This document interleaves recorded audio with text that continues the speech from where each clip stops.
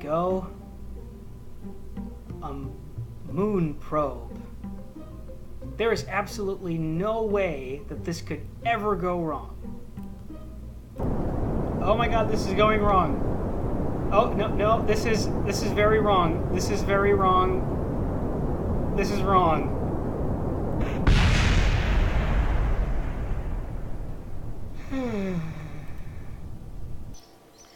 Hey everybody, welcome back to Kerbal Space Program for the Daily Kerbal. Yeah, so I'm discovering things. I owe you a little explanation. Several things have occurred recently. First off, I performed a mission in high Kerbin orbit. That's an exaggeration because we did fly into space high over Kerbin, but we didn't actually achieve orbit. It's pointless because we just needed to get high above Kerbin in order to get extra science there from experiments. That succeeded, but mid-recording I had a problem, and the episode, unfortunately, was not recoverable. I did record some of the end of it, but directly attached to that episode then, I also recorded my attempt to try and launch a moon probe, which, well, didn't work out. Here's the thing. If I had known this, then I would have spent my science points differently, but apparently, not only does the Staputnik probe not actually have a, inline reaction wheels to keep it stable, it doesn't actually have an SAS module either. So, that meant that the probe that I put up there was reliant entirely on its propulsion system and its aerodynamics to try and keep it stable. It was not enough.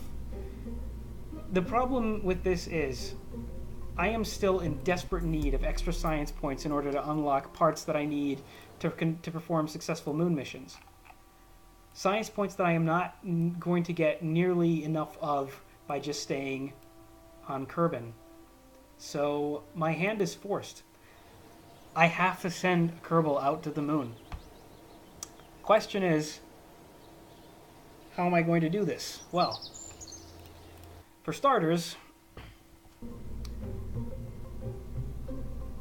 we are going to have to just straight up abandon the Moho spacecrafts, because I don't think those ships will ever do it. We're going to have to start a new series of spacecraft. Ones that are designed very lightly, carrying only minimal science experiments with them. And I'm going to have to do this on a budget. I don't have enough credits to spend on upgrading the vehicle assembly building either, which means that I'm not going to have enough points to... I'm not going to be able to assemble ships with more than 30 parts. I have to get us to accomplish a flyby of the moon in less than 30 parts with the parts that I have available. My confidence is non-existent. So buckle up, people. I imagine this episode is going to take a while. Now, crew pod. Shoot. Let's give it this antenna. Heat shield. Decoupler. That is stage 1. This is what is going to... actually, it's reverse, isn't it? This is going to be our final stage. This is what re-enters the atmosphere. It is minuscule. There is barely anything on this. And... I don't actually dare to put much more on this. Here's what I am willing to do, though, just because I know this is going to be a problem. I'm going to take one of these things that should be small enough to not cause us much problems once we re-enter atmosphere. It's a surface bay. It's something that you can put stuff in and protect it from the aerodynamic drag. I'm going to put one of these in there. This is It's a set of small inline reaction wheels just to give us some extra stability out in space. And the next thing I'm going to do is I'm going to place one battery on this. A single battery.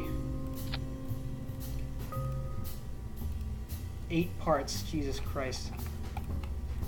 Okay. Next up, we're going to need an engine that flies this part of the ship through space. That'll be the Terrier. Again, I dare not put anything else on this just to conserve weight. Next up, this stage. Gonna have to put a Rockomech size adapter on there, and then just liquid fuel tank and a Rockomech skipper. This is our first use of the large engines. We're not counting the failed probe launch. I have room for 15 more parts. Okay. How to best utilize those? Well,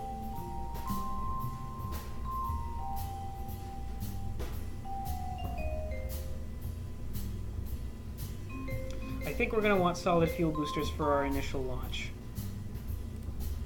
How many is the question? Let's see what happens if I go 4 with this. I'm going to keep that up. And I take some of these. 22. We're skimming it. We're seriously skimming it. 26. And the control surface. Wow. Okay, now, something happened with my probe that shed light on something I think that was very important. So, I'm going to give this a shot first. Here's what I'm going to do. We're going to separate this into several stages. We're going to go...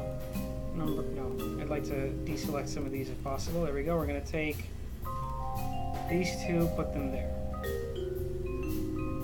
Alright. And then simultaneously we are going to separate... Actually, no, we don't need that. We're going to separate these. Put those here. So what is basically going to happen is we're going to launch 2 solid fuel boosters at a time. Not all 4 of them at once. What should I call this one? I'm not particularly an original person. This is going to be the Orion class.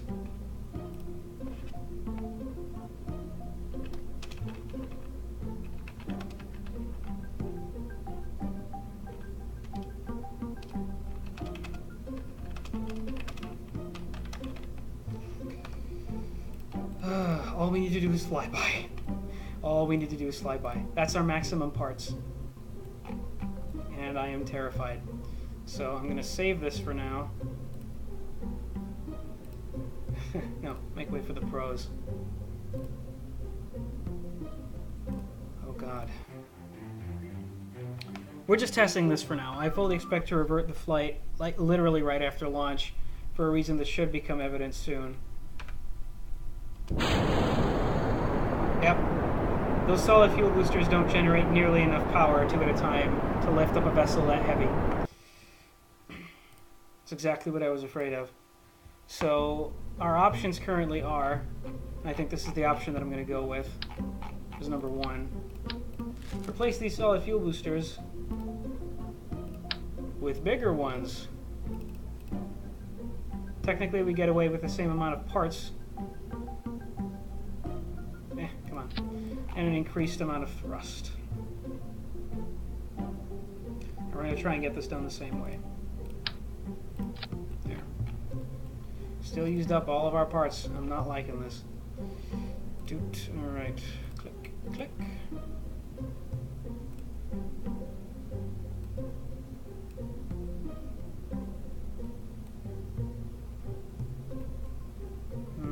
Okay, those 2 should go first.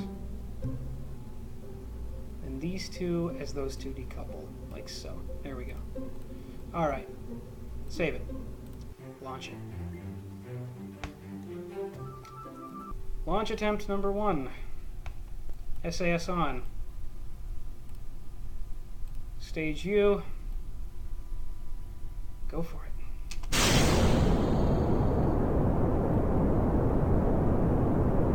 We're facing a very similar problem right now.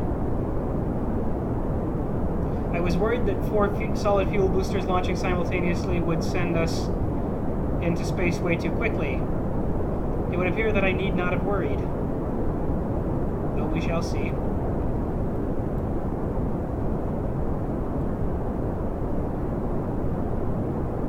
I mean, in the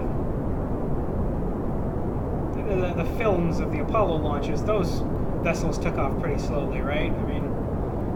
I mean, I'll grant you, those vessels were entirely liquid fuel boosters. Literally, none of them had solid fuel boosters at all. Saturn V sat on top of like 550 tons of fuel. We're not carrying nearly that much. Honestly, that might be the solution to this. We'll find out. We're not going nearly fast enough. We are speeding up better now, though.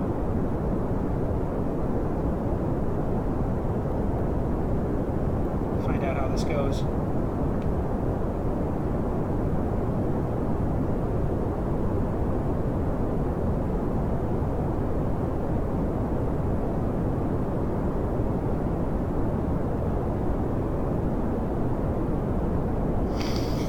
I don't really have much to talk about.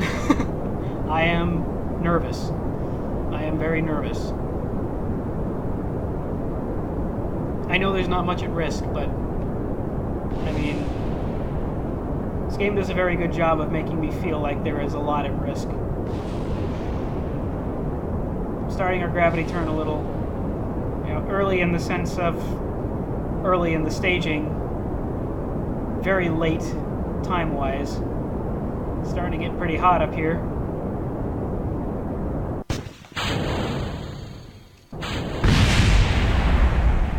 Shoot. Well, so much for that idea. Thing is that might have actually worked too, and it's worth retrying just because I had a staging problem here, right? This has to go. These two have to go simultaneously. I should do that back in the launch bay, but anyway. Oh, there goes the very slow launch the second time.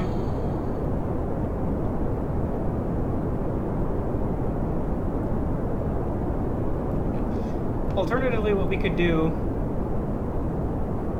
and in fact, you know what? I'm kind of...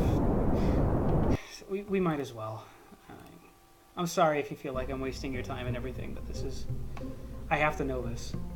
Just take a look at this. These engines generate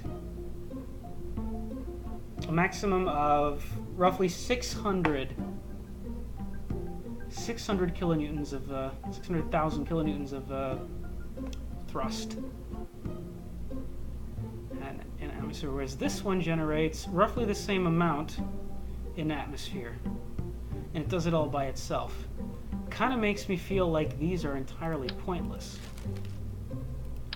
And instead of having, I mean, this concerns me for, you know, reasons of stability, but if you ever look at those Apollo rockets, most of them are all just literally rockets. We could save a lot of parts that way if we just decide to abandon this. Although, I am being an idiot, aren't I, because we have 2 of those. So it's 120, yeah. One of those skipper fuel, liquid fuel engines does the same amount of thrust as a single one of those solid fuel boosters. 2 of those do more. Alternatively, we could just fire off all 4 solid fuel boosters simultaneously.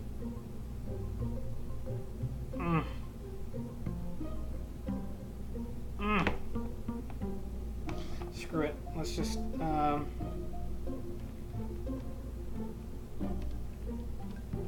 just control Zing back to this, and let's set this up properly. So that's not a problem anymore. Alright.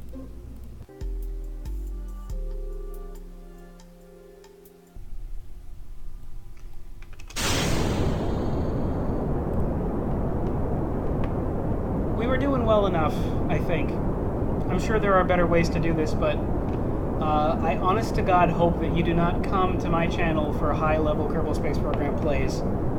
This is not the place you come for that. If you want to watch somebody with a very basic, very minuscule knowledge of how space exploration works fumble around in a game that is way more complex than he can ever understand, that's when you stay here. Otherwise, there's a gentleman by the name of Scott Manley, for instance, or Quill on the internet, who both do far superior videos, and they're just better at this game than I am.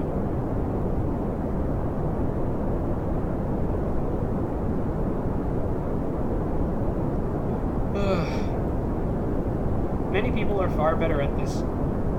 There are a lot of Kerbal Space Programs out there. A lot of them...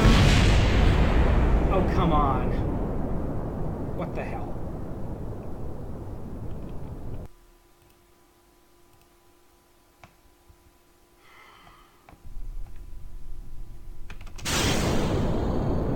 Okay.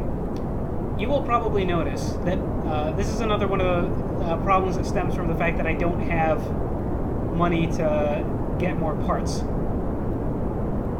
I cannot put... There are structural units that I would use to keep these things stable. Since I cannot do that, right, these things are basically attached only by the radial decouplers, and they wobble. If I happen to detach when they are wobbled inwards instead of outwards, then they hit the adapter and they explode. So I gotta be a little bit more careful at what point I decide to decouple these things. So I'm actually going to keep us focused like this. And then watch. If my explanation was a little too theoretical to grasp, then once you see it in action, I'm sure you'll figure it out. So see they're pointed inward right now? Oh, okay, now. There we go. This was my mistake the first time, too.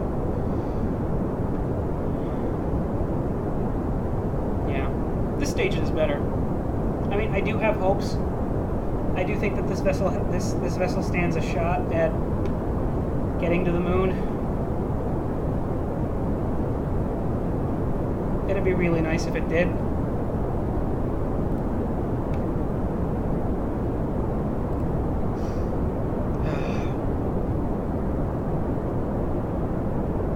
I mean, it's an adventure. It's an adventure.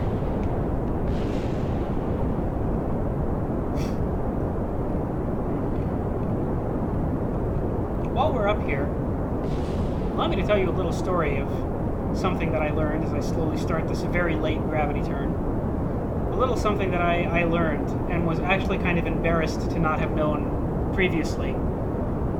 Shoot! God damn it.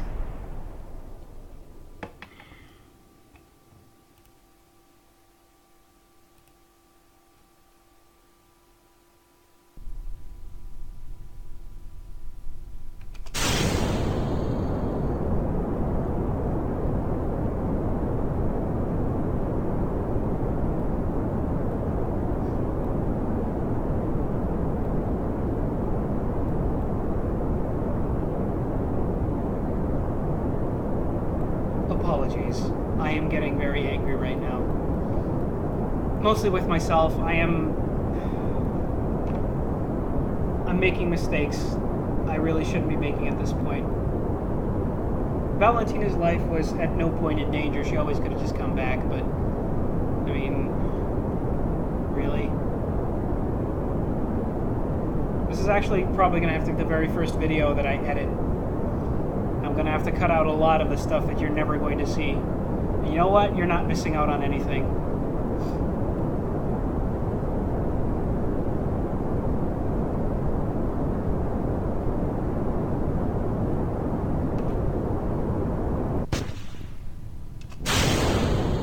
I have to time my decouplings there very specifically.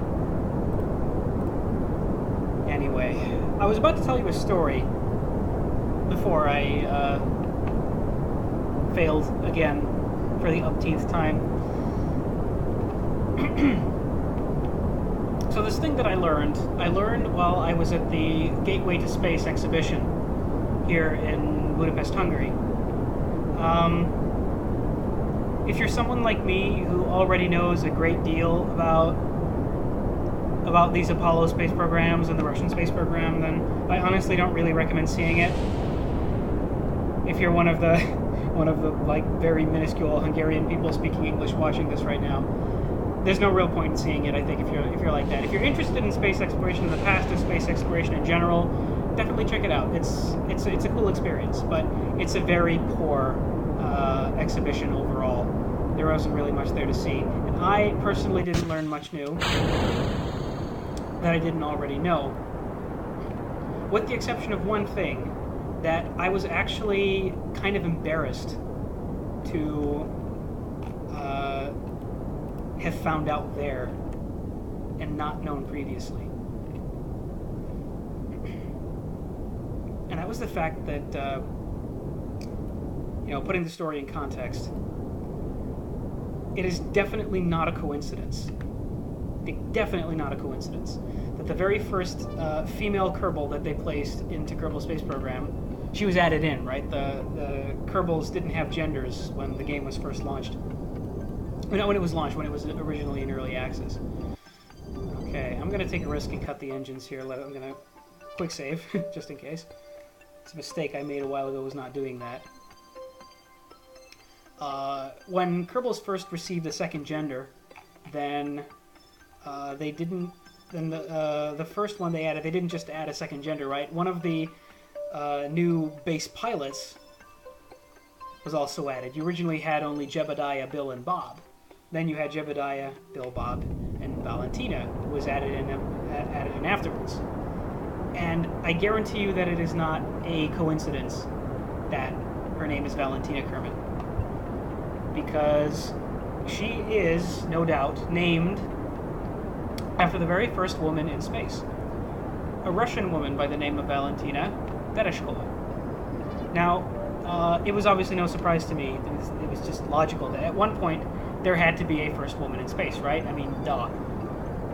What I did not expect, however, this is something that caught me completely off guard, was that there was actually a woman in space, apparently. My information is correct. There was a woman in space before man had not just walked, but actually even flown to the moon. She flew in 1966 for the first time, I believe, and completed several space flights. 3 space flights, I seem to remember. That was a lot. And again, she did this in the 60s. In the 60s, there was a Russian woman in space. I mean, respect. Damn. Alright, I'm going to cut the engines for that. We way overshot that. I was watching the vector. But we do have a periapsis, and I think this should work just fine. I can turn this off now, because from this point on, another resource I'm constantly going to be monitoring is our electric charge. Alright, let's push that periapsis up to 70,000, shall we? So, I can pretty much guarantee you that Valentina Kerman, Kerbal Space Program's first female astronaut, is named after the very first Russian woman, the very first woman in general in space. This is something that I feel like I should have known. I honestly feel like this should not have been news to me. Anyway, we cannot set courses. Shoot. Okay, give me a sec. Quick save again. I'm used to having so much resources in this game, and having to start without them is kind of daunting. The thing is right now that I cannot... Let me see how much it would cost me to... Oh crap, that's not what I meant to do. See how much it would cost me to be able to place maneuver nodes. I'll explain that once I've checked it. Tracking station prepared for flight planning. Yeah, 282,000. Orbits visible in map. Alright. Oops, that's not what I meant to do. Excuse me. Meant to go back here. And let's get back on Orion. Well, we're doing this manually. Not much we can do. So we are saving. And then I'm going to wait till we get roughly here. I'm going to have to go even before that. So here's how we go to the moon, alright? Let me see if I can explain this properly. So I already explained how manipulating your orbital vector works. This is for people who are new to the game. You shouldn't be here. You should be watching other, smarter people do this, but I do know enough to explain this. When I make a maneuver here, when I burn fuel at this point, it's this point of the orbit, the opposite side that changes. What I want to do is I want to meet the moon along its path at a specific point when it's going to be there. So at roughly this side, right, I'm going to want to go not directly toward the moon because it's moving, right? I want to go a bit ahead of it. And I'm going to want to go to somewhere along, the opposite side of the orbit, and I want to accelerate in the direction of the moon. Now for the moon, you're going to want to roughly aim at a 45-degree angle, somewhere around there. Which means I'm going to have to accelerate roughly around this spot. Okay. If I had a series of upgrades, I could do this using maneuver nodes. I could place a maneuver node here, and I could simulate the burn, and then it would show me exactly where I end up. I do not have that. So I have to just kind of do the burn and hope everything works out. And in the meantime, I also have to remember to keep my SAS module turned off when I'm not using it, because I'm not generating electricity. I have 150 units of electricity, and that's it. That's it for the flight. Although burning the engine does generate fuel, electricity. So once again, I'm going to keep my eye on this view.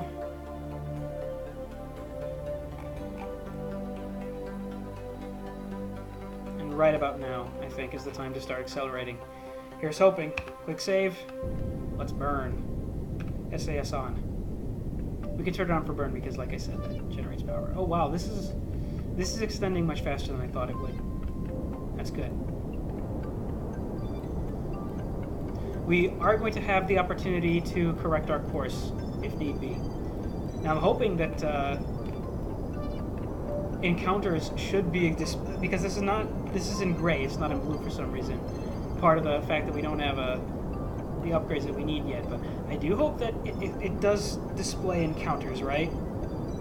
Please tell me it displays encounters. Okay, slow down. Okay, now I have no idea if it does not display our encounter because I haven't reached it, or because I misshot. I'm gonna accelerate a little more. Or not. Why am I not accelerating? Because we're out of fuel. Alright, well, detach.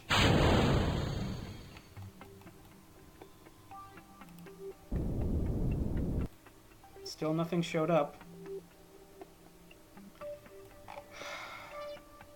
Okay.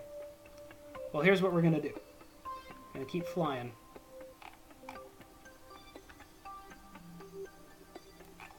To right around here. And now here's what I'm gonna do. Oh, sweet. New speed record. Oh, that's something. I'm going to make a course adjustment.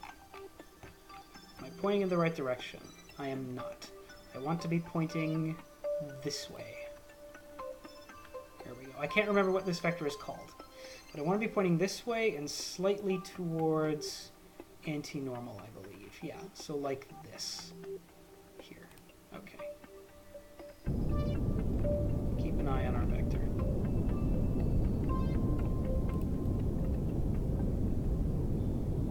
Come on. Show me an encounter. Show me a moon encounter. The thing is, we might be encountering the moon and I might just not see it on the screen. I mean, come on. It's not fair. Well, I guess there's nothing left to do but hope. Hope that we get caught. It's right freaking there. Oh, it is there. It does happen, I just didn't see it. Okay, so apparently my instincts were correct after all. So, okay, let me explain what happened here. This is kind of new to me because I'm not seeing any of the indicators that I usually do. And I again apologize for the length of this video.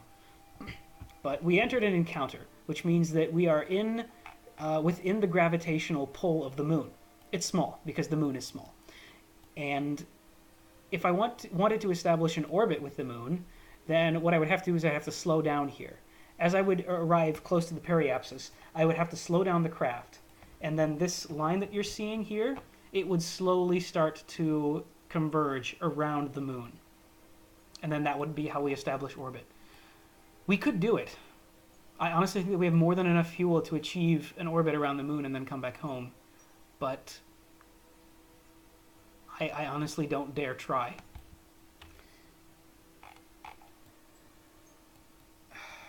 And you know what else? We have no science on this vessel.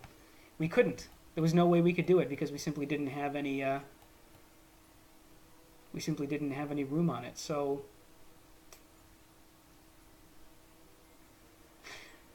you know what? Screw it. We're going Apollo. We're going Apollo. We're changing the mission parameters during the mission. I want science data, and I want to take it home with me. So we're going to orbit the moon. We're going to do it. I'm quick saving just in case it doesn't work out. So it's going to be an extremely risky thing that I'm going to do right now because this is not what I planned. And let's actually wait until we get closer to the periapsis. There we go. A bit closer. Perfect. Start burning.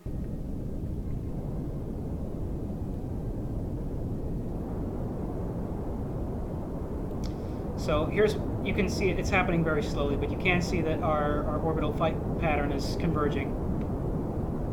I'm going to turn off debris so that doesn't get in our way, the way of our view.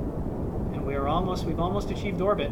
We're skipping ahead a couple steps. The reason I said, by the way, we're going Apollo is because this is what happened in the Apollo program. The very first flight to the moon that they did in 1968 was they skipped the let's just fly by stage and decided that, you know, as long as we're going to the moon, we might as well orbit it. This came right off the heels of, you know, receiving word that the Russians were breaking out a new spacecraft. It was the first one they saw after the Vostok rockets, and they also managed to successfully send an object out into lunar orbit. So they were falling behind. I'm going to take us down closer. Let's go down to... yeah, that should be good enough. There's no atmosphere on the moon, so we don't have to worry about slowing down. But, I mean, we're kicking off checklists, just like the Apollo program. They decided to just skip around the flyby and just go straight to lunar orbit. That's what we're doing right now. We're going straight to lunar orbit. And by the way, as long as I'm doing this, I better take the crew report and keep it. This is not the most valuable crew report, I think. We'll have a chance to check later. I'm going to EVA her right now. And where is she? There she is. Take the EVA report. Keep it. We can keep more of those in the command pod. Okay. Now let's fly closer. Okay, that was an EVA report from high above the moon. The next EVA report should come... those look like the moon's canyons. So let's do that. Let's do another EVA. Take an EVA report. Highlands, alright. Keep that. Now we're going to establish a low orbit around the moon. SAS to retrograde. Deactivate SAS. Continue flying. Apollo 8 did...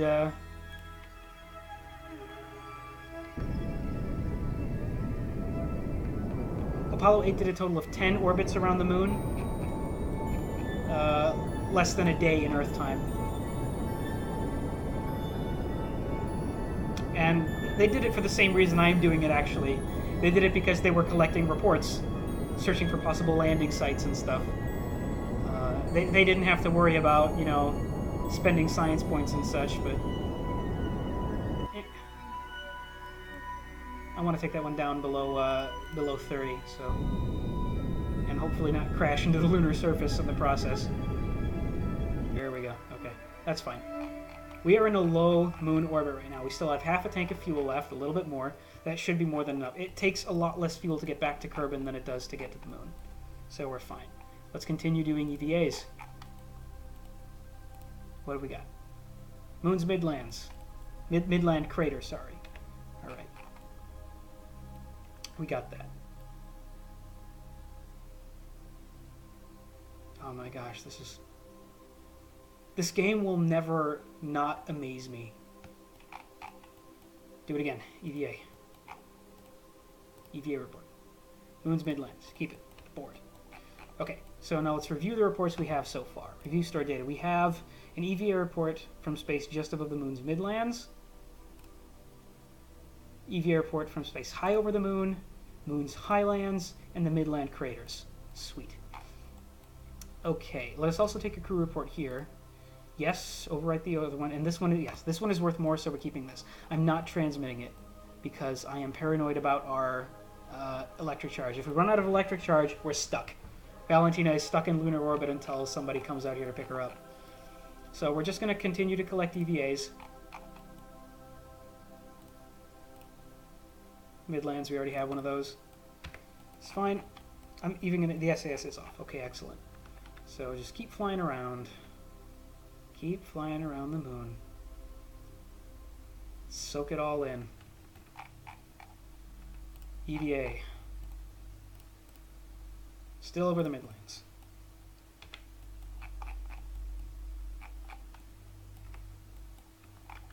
Okay, I'm going to take us straight over that next crater, because this is going to be another one of the new biomes. Let's take that. Far side crater. Keep it. If you're seeing those numbers, we're bringing home like 24 sciences with a single EVA report, so we're doing good work here. Keep rotating. Okay, let's see if one of these is... It's probably not the lowlands, but we might as well check it out anyway. EVA. Report. Highlands, we already have one of those. Board. There should be at least one more crater that we can get an EVA from.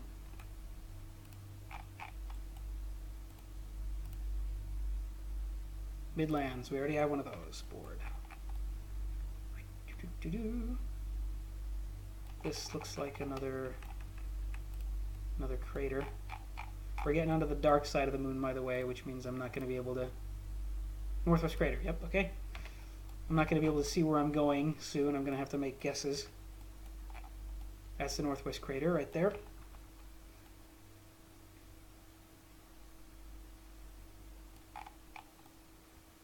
Okay, let's check that. I just want to see if we're going to fly by the lowlands too. There we go. Now we got the lowlands.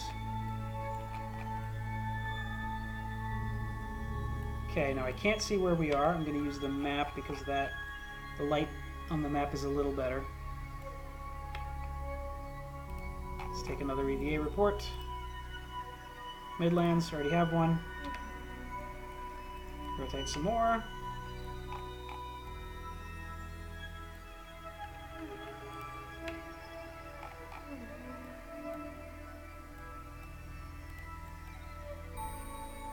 EVA report, Midlands, already got it.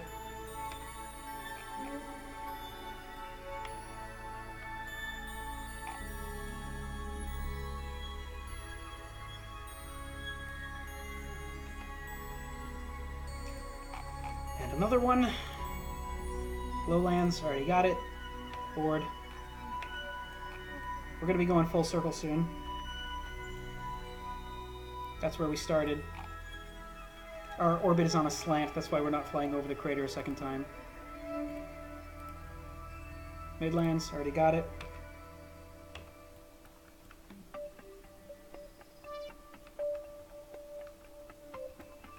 And I didn't... You know what? We're gonna watch just one last orbit. We're gonna take one last orbit around the moon and just soak it all in. And right there, where you can see the lunar sunrise. More specifically, though, this was one of the iconic images that came back from both the unmanned probe sent out and Apollo 8. They came back with that first image of the Earth rising up from the other side of the moon. I mean, that is just majestic. Yeah. Well, enough's enough. I think we've collected pretty much everything that we could. We got a ton of reports, and we could probably still, if we really wanted to, manipulate our orbital path to try and get some more EVA reports from other places, but you know what? This is more than enough for one day. I'm gonna warp us to the other side of the moon, and then we're gonna start our burn home.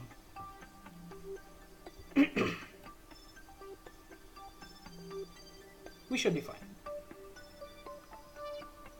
Should be just fine.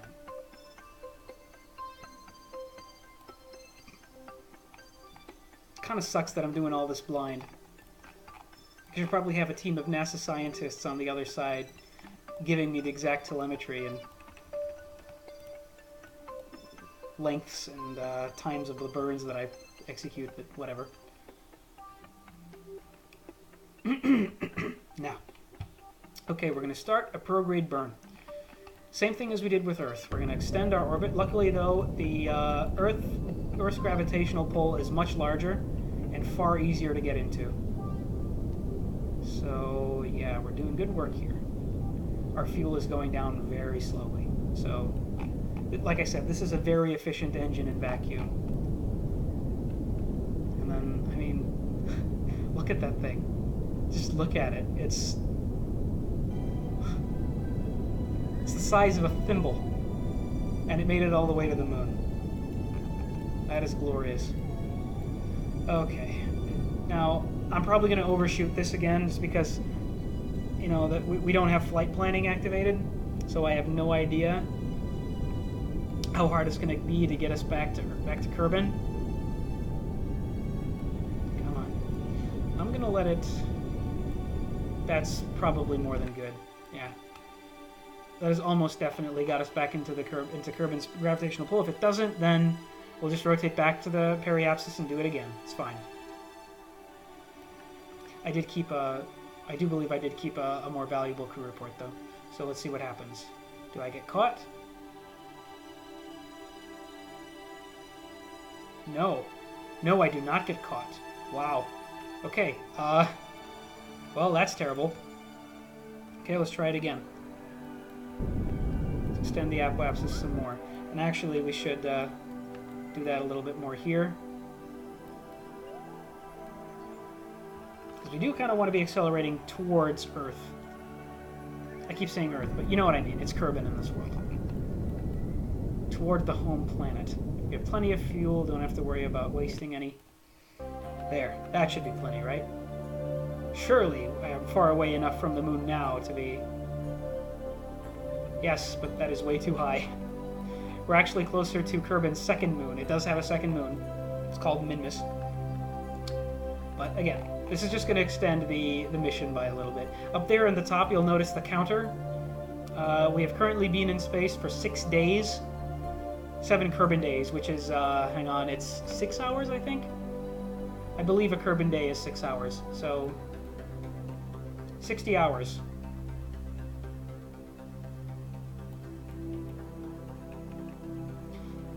Valentina is now, quite literally, I believe, the most traveled Kerbal in the history of Kerbal kind. Alright, now let's decelerate. And again, because I'm paranoid, we're actually going to enter into low Kerbin orbit before we re-enter. I could just, put us right on a re-entry course, but I'm scared. And we have plenty of fuel left, so I'm not worried.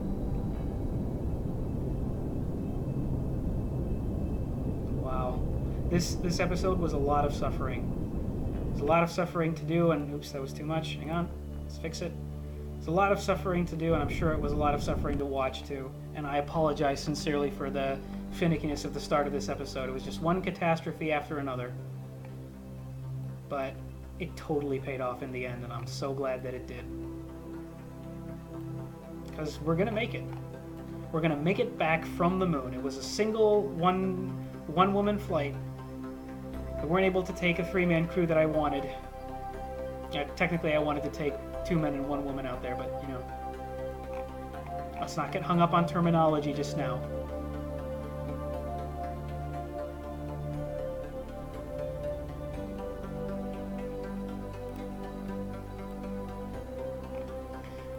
Readjust to retrograde.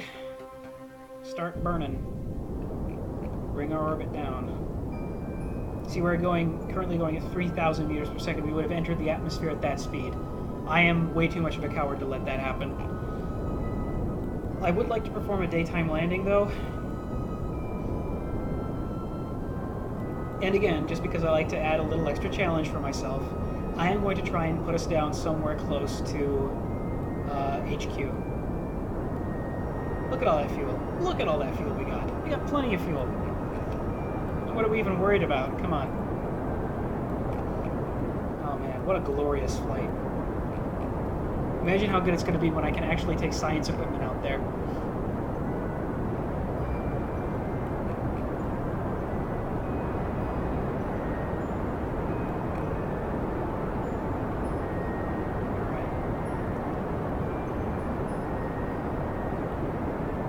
We are going at a speed now that is much more comfortable to me.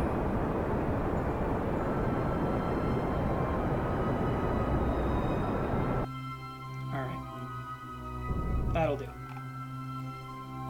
In fact, I'm going to quick save, and let's keep slowing down, because Kerbal HQ is actually very close. I want to point us, I believe, in the... Where is it? Anti-normal vector right there. Okay. Anti-normal / retrograde, like that. We're aiming for there. That little dot right there is where we want to go. Periapsis is now below atmospheric level. It is now vanished. We're also almost out of fuel, so yeah, that's basically it. I've burned all our fuel now, so we're landing where we're landing. That's pretty much it. Yeah, we're gonna way overshoot Kerbal HQ, but who cares? All right, time to go home, Valentina. Point yourself to retrograde, and try to keep yourself there. Enjoy the view. Might as well pick up an extra EVA report while you're out here. Nah, we already got them. Okay. Back in, turn the SAS back on, point us to retrograde, and let the drop begin. Everybody cross your fingers. I should have, you know what, that's what I should have called this. I should have called this the thimble. But I mean, you do gotta admit, Orion 1 does sound much better.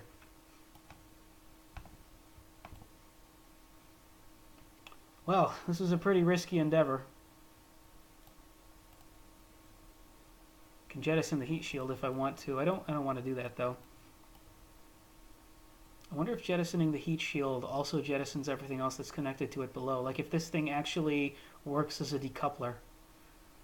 It doesn't show up in staging, so I'm guessing it's not planned to do that, but still. Are we not? Hang on, let me speed us up a bit. The burn should start soon. We're almost at 50,000. Like right now. Yeah, there we go. Okay, let's fast forward through the burn. Hope that it works. This shouldn't flip over. Previous pods have flipped over because they were too lengthy. The leverage was just way too much for the pod's reaction wheels to hold. And this one actually does have reaction wheels on it now, so that may be helping too.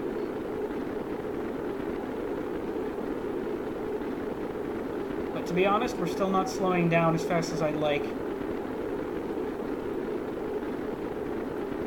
Heat shield's holding just fine. Come on. Come on, Valentina. 23 days. That's, what's that? It's 120 plus 18, 138 hours in space.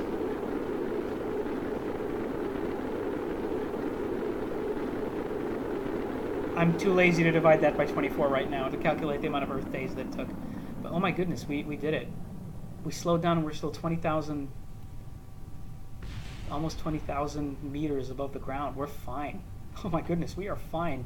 Valentina's coming home. She's coming home easy. Wow. I honestly, especially considering the rocky start that we had, I never would have expected this to happen. I was prepped for failure. I was totally like prepped to start, you know, cutting the video down into little bits. I'm still probably going to do that. Still going to cut out most of my launch failures. I'm looking at the size of the file right now and the time I've been recording. But you know what? It was worth it. That's the thing about this game, you know? It's tenuous. It's tedious. It's stressful. It's finicky. Everything about it is it sometimes genuinely feels more like work than play. But I can also like honestly say I have never played a game that felt more satisfying in its conclusion than Kerbal Space Program does. And this is a game that it doesn't put an end goal in front of you. This is as sandboxy as sandbox games get. And the tagline for the game, right, the one in the trailer, "Conquering space has never been this easy," it's a blatant lie. It's a blatant lie. I admit that I'm sure that it's a lot easier to do space exploration in this game than it is to do it in real life. But, you know, the average gamer picks up this game like I picked it up when I originally started playing it. You're going to hate yourself.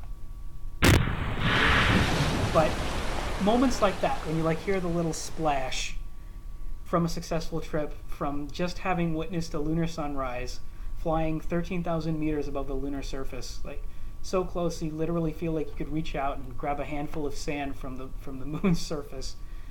Oh my god. And none of that even begins to equate to the feeling of what it's like to actually land your first vessel on the moon. 240 science. We're getting everything that we need easily. Easily. Well, we may actually need another flight before we pick this up because I'm terrible at math, but no, you know what? I think we just barely make it. I'm gonna go for. Oh my goodness, advanced flight control or yeah, let's go for advanced flight control. Pick that up, and we're just barely 10 science shy of command modules. Well, next time. Bye bye.